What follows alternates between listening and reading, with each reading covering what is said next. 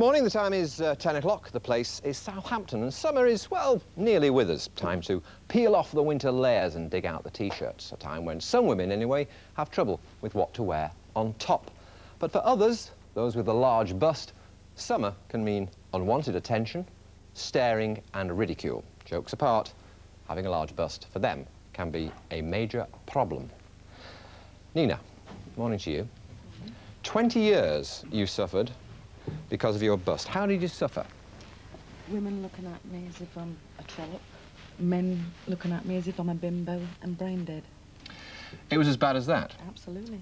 You think the two are absolutely linked? As soon as people see a large bust, they think tart or... Yeah, brain dead. Brain dead, yes. What sort of things might they say? Well, men, it's usually, look at the size of them, you know. You don't get many of them to a pound. Or where did you buy them from? And women just giggle and just basically call you a tart or slag, you know. Envy? Envy, I think so, yes. Jealousy. Yeah. But it's hard, you know, you've got to learn to cope with it. Yes. Did you dress to accommodate it? At first I didn't. I hid myself with baggy clothes, and then I thought, what the heck, you know, I might as well flaunt what I've got. Yes, but it's a gentle way of me saying why you dress like you dress today, right. if it's been a problem. Yes, yeah, not no more. No, because you say, let's flaunt, I've got it, flaunt it, to coin a phrase. Yes, absolutely. Yeah? Is it something that makes you uncomfortable physically too?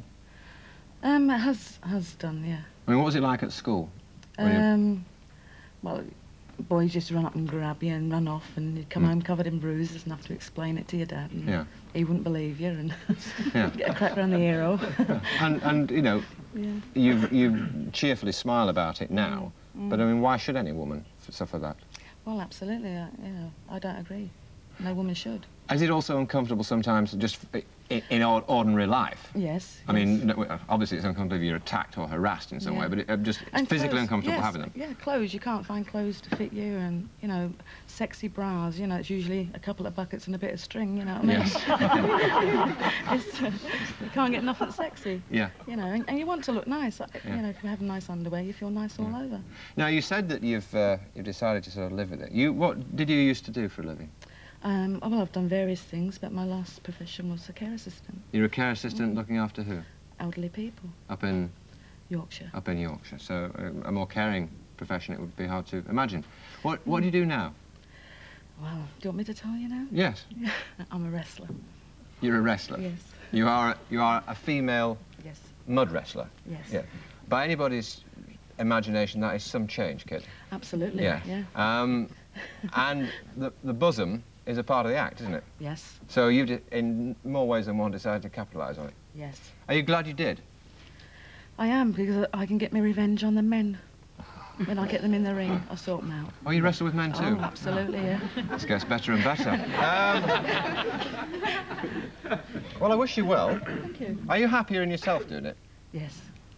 Yes, I am. I feel more confident now and get out there, and if I hear someone giving me some jibes, I usually get out of the ring and drag them in. Well, now they know you're a wrestler, they do so at their peril. Hands up who else has had a problem, who feels that their bosom, boobs, bust have been... You have, right, why?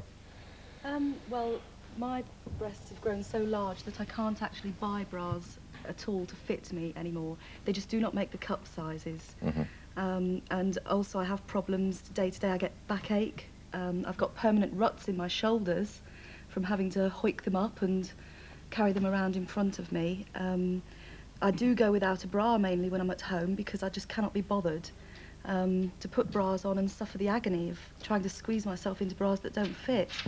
If I turn over in bed at night, quite often they get caught under my elbow and I end up literally leaning on my own breast, and I mean, it is very painful. Sure. Everyone, understandably, people smile. You smile, you know, because something about boobs that makes people smile, right? And I'm no exception. But it can be very painful. Very painful. And do you get the sort of jibes that Nina yes, got? I grew up with jibes like that. I went through a stage of, if you've got it, let's flaunt it. Yes. But then again, you see, a small V like this in a T-shirt becomes flaunting it anyway, because the T-shirt moulds to your body, and you can't avoid everybody staring at you. I used to get wolf whistles walking down the street. I couldn't go anywhere without the attention immediately focusing on my breasts. If men stopped to talk to me, they didn't look into my face, they looked at the breasts. And they didn't look above the neck. They talked to your bust? Yes, all the time. It's interesting, you're talking about clothes, interesting how many women today, like you, and you, I'll come to you in a tick, are wearing black. Mm-hmm. Why is that? It's slimming. Yes, it hides it, doesn't it? Mm-hmm. Why do you hide it? Because I don't want everybody to think that I am my boobs first and then a person behind them. You know, I am me. I am a person. I'm not these first. Do people tend to take that attitude toward you? Definitely. Yes, yes. Examples? Well, I mean, you walk down the street and you just want to be left alone. You just want to walk down the street quietly, and people notice you. People make comments. Women as well as fellas? Women don't make comments. They look. They immediately become envious. They immediately become. They look down on you almost. But, oh, look at her. You know, what does she think she's doing? Like Nina was saying. Yeah, exactly. But men feel they have the freedom to make comments. I wouldn't make comments about a part of their body. Yes. You know, but there's, you know, or look at them, and it affects your self-esteem. So I want to hide them, basically. Yeah. I mean, a joke's a joke, but you wish you could take for so much time, but then it becomes offensive. It wears very thin. Yes. Lady on the back, who was a young lady on the back, was also wearing black. Yep. Same problem? Yep. How old are you? I'm 15. You're 15 years old, and already this is a problem for you. Well, what sort of... you're at school, obviously. Yeah. One asks why you're at school today, but never mind. You're here, that's all that matters for me. What happens at school? Well, it's not at school, it's when I go out, say, like in the evening or something. I mean, we went to a karaoke at the pub the other night. Well, it's about... how long ago was it now? About 4 months ago. Yeah, 4 months ago. And I mean, you get men standing there as a sort of like a group, and they start taking the mickey and that sort of thing. And at the end of the evening, I got so fed up with it. I mean, I started laughing around with them. And then at the end of the evening, I got so fed up, I just went up to him and I just grabbed him. I said, you do not take the mickey out of me. And I just had him on the floor. I ripped all his shirt off. And I just couldn't help it. I was just so annoyed with it. You should team up with Nina. Make a good team. Exactly. There's a double act on the way. And speaking of acts, Rosemarie, good morning. Good morning, John. Now then, darling, your problem, a current problem, haven't you? Yes, well, I've just embarked on a role of Retta in the musical Pump Boys and Dinettes at Hornchurch. And we're doing a bit of tap dancing in it, and I just found it very, very uncomfortable. And I thought to myself, well, I've got to do something about this, because if producers and directors are watching and they're not going to look at my acting and singing ability, they're going to sort of notice the boobs jumping up and down. So I actually lost a half a stone in weight and sort of...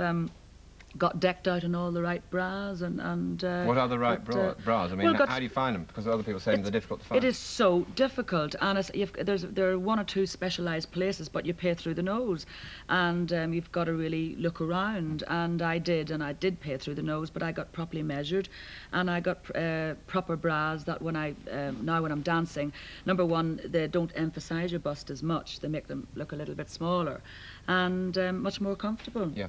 I mean, I have to say, you've lost how much weight, you say? Half a stone. Half a stone. Purposely, I mean, on special diet. I'm not trying to be sexist here, but I mean, if you've lost half a stone now, I mean, you've still got what many men would regard as a you're a well-endowed woman, right? Yeah. Even with half a stone off. So it's obviously something that's been with you most of your life. All my life, yes. And it's people don't really take you seriously in show business. It's not like it was years ago when the Jean Harlows and the actresses like Marilyn Monroe, where they wore the sweetheart necklines, because I think that years ago fashions were designed for women with larger busts, and that women were meant to look like women with a nice curvy figure.